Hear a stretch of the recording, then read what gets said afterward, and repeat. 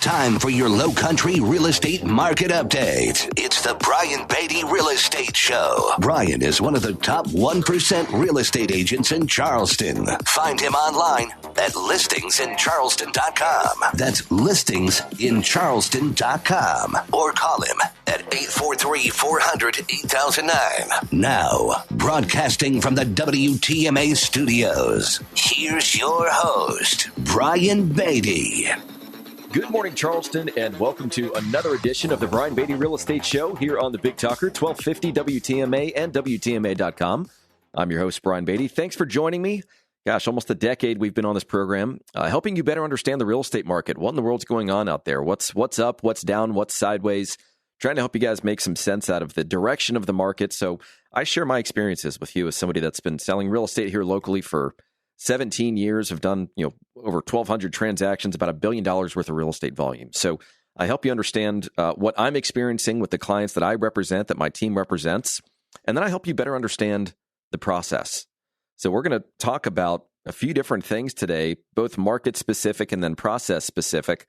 And I'm kind of going to bounce around a little bit. I want to talk about, of course, what's going on in the real estate market, how those stats that come out toward the beginning of every month are really helping us better understand the shape and direction of the market. I'll share some of that with you. I want to talk about something that really, I think, is hurting our market right now, which is the lack of first-time home buyers that are purchasing property. And I'll tell you why that's so important here in just a little while. I want to talk about changes in the industry. I mean, not really changes so much in the industry because it's stayed the same, but we're going to talk about work ethic. We're going to talk about what agents are actually doing. And because the market is now different than it has been for the past several years, it's going to require, for some people, a new set of skills. It's going to require more diligence. There are a lot of real estate agents that just don't like doing all that much work. Let's be honest. So I want to talk about, if you're going to hire an agent, what is it that you really should expect from working with that agent? What is it that they should be doing for you?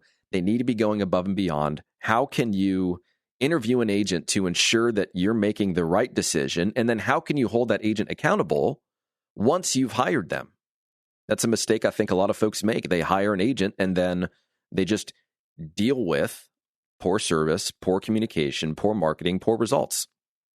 Because it's easier to just stay with the agent, maybe because you like them or they're a family friend or whatever, rather than hiring the best person for the job. And so we're going to talk a little bit about that. I want to talk about some real estate scams, and we're going to talk about some investment properties. So obviously a lot of ground to cover. Now, if you're thinking of buying or selling a home, we have a bunch of different incentives that might apply to you and your specific situation, whether it's, a commission as low as 2.4%, or it is you buy and sell a home with us, we'll pay your moving expenses.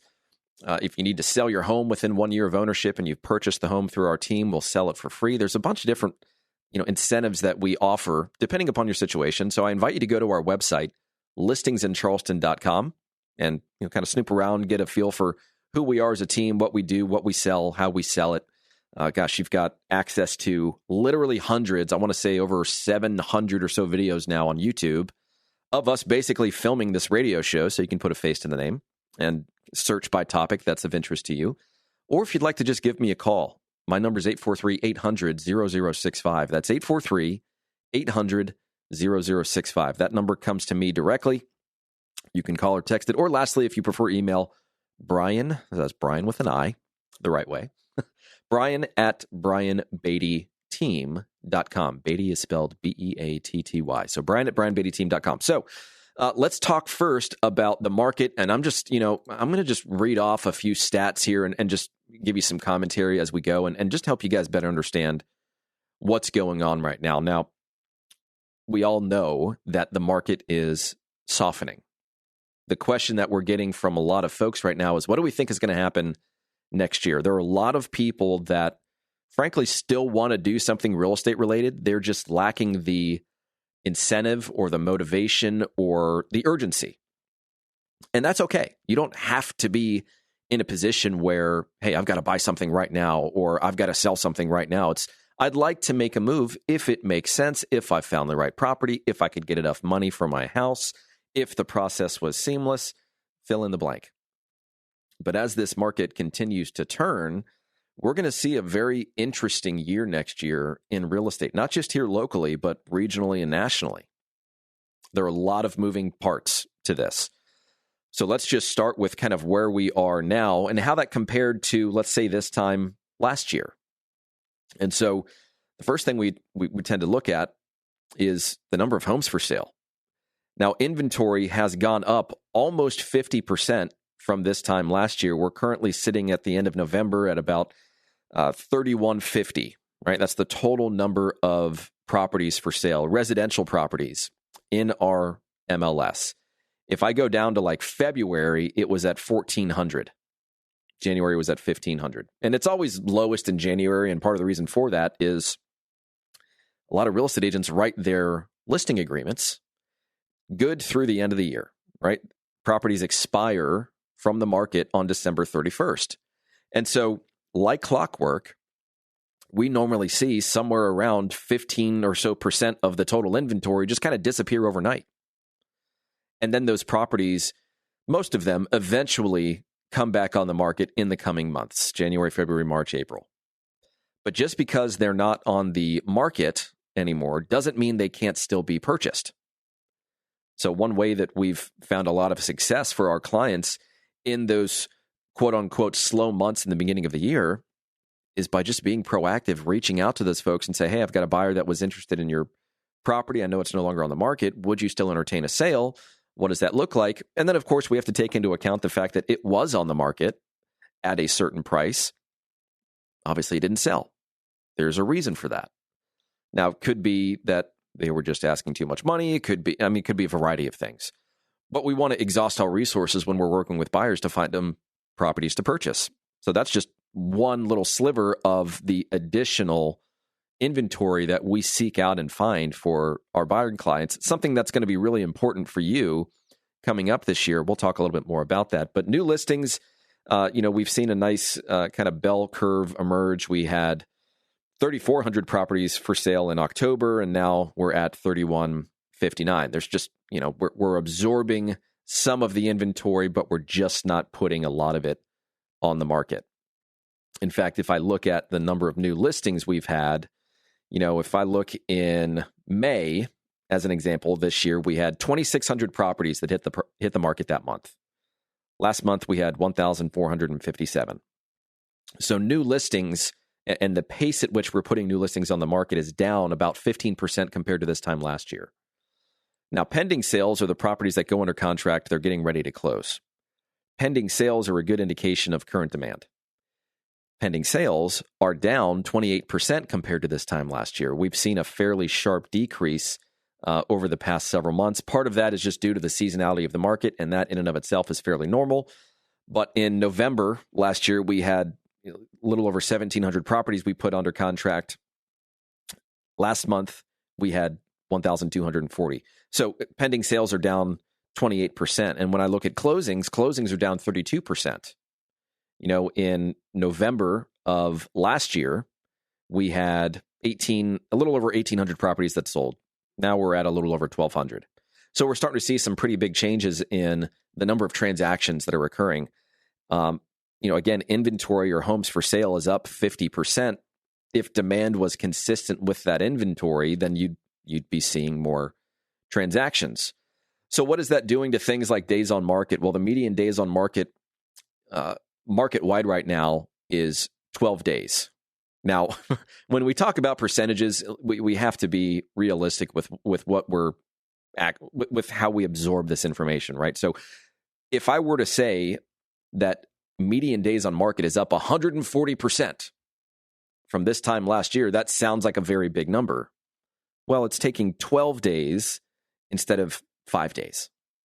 So properties are still selling, and they're still selling somewhat quickly. I mean, 12 as a median is actually a very low number. Before COVID, just so you know, the median was about 3 weeks. But here's what's interesting. Here's what's happening with negotiability. Since the beginning of the year, we have sold property for 100% of the asking price. I mean, if you look at the graph, it is a straight line, 100%. Then in September, it dipped down to 99%, October, 98%, and now November, we're at 97.7%. Negotiability has been going down for the past several years, meaning properties are selling for closer to the asking price, if not above the asking price.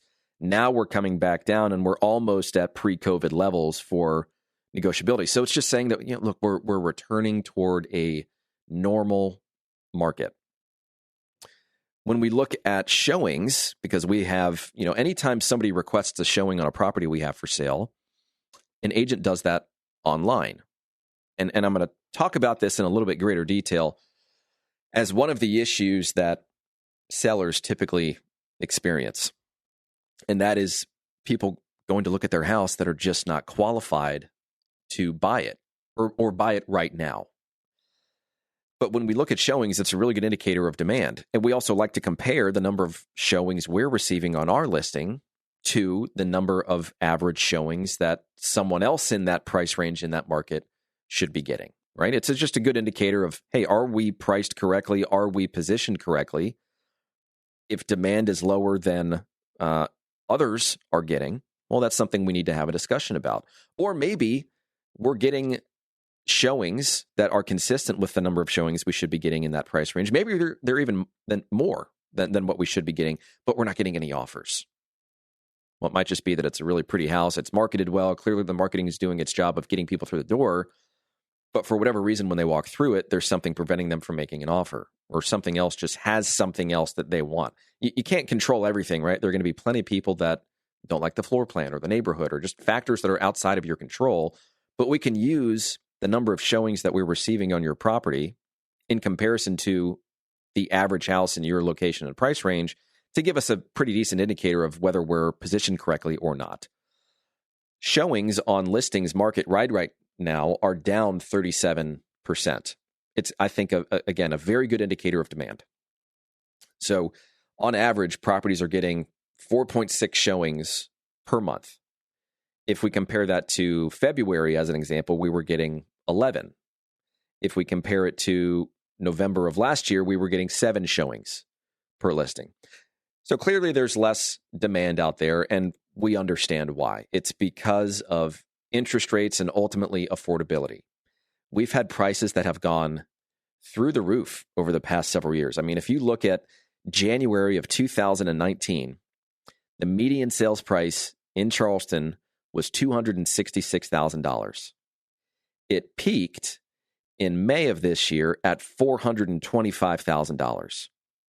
So on the year, we're still up 9.6%. It's currently at $400,000 as the median sales price. It's coming down a little bit as negotiability for listings increases, as they're taking a little longer to sell, as more options become available for buyers. And we all know that when there are more options, when there's more supply, it typically means that prices fall. So the reality is, all of these price gains that we're going to see, if we're comparing this year to date compared to last year to date, same time, the first half of the year, we still had good appreciation. I mean, from January of this year to May was almost a 20% increase. And in January, it was $360,000. And then in May, it was $425,000, $65,000 in appreciation. So what we're seeing right now, as it relates to kind of this slowdown in demand and fear that the market's going to go down even more next year, which frankly I agree with, I think that is going to happen. We're seeing a lot of folks that are just kind of sitting on the fence right now. They're watching and waiting and hoping for some opportunity. I'm here to tell you that there's opportunity in this market right now because we're getting deals for buyers like we haven't been able to for the past several years. There's still a way to position a listing as well, by the way, that gets you top dollar, but just sticking a sign in the yard and then, letting a caravan of people go through your house because of the overwhelming amount of demand is just not reality right now. So yeah, we have to go back to, working with agents that really understand how to market and how to position a property, that provides you with a true consultative approach rather than it be just, well, this will be an easy sale. Throw a sign in the yard. There are going to be a ton of agents that want to come and see it with their buyers, and we'll just pick the best offer because I'm sure there's going to be several of them. That scenario is just not, again, it's just not reality right now. So we have to be really careful, I think, as sellers in this market with who we give our business to. It needs to be earned, and there needs to be accountability with that real estate agent to do what they say they were going to do. And so we're going to talk about that when we come back, but just wanted to give you guys an overall idea of what's happening in the market right now. Again, if you ever have any questions about your specific area, your home, buying in a location, maybe you're just an opportunistic buyer that's out there looking for some deals right now, you're an investor, we're coming across more and more deals as this market softens. We usually work with a very large amount of investors. I myself am an investor, which is also why we have a property management company, by the way. It just makes sense for us to offer a turnkey solution to somebody that wants to go and purchase an investment property and then align themselves with a property management company that is as interested in preserving their cash flow as the investor. And that's how we've built our property management company. We don't nickel and dime people. We don't have all these extra added on fees that eat away at your return on investment. We're very streamlined and we're very experienced. So if that's something you'd like to learn more about, or you want to get an update on what's going on in your area, you're thinking of buying, selling, however we can help. My number is 843-800-0065. That's 843-800-0065. Or check us out online at listingsincharleston.com. That's listingsincharleston.com. Stick around, folks, for more of the Brian Beatty Real Estate Show right here on the Big Talker, 1250 WTMA and WTMA.com. Have a real estate question? Ask Brian Beatty. Send him an email, lowcountryhomesales@gmail.com. The Brian Beatty Real Estate Show is on 1250 WTMA.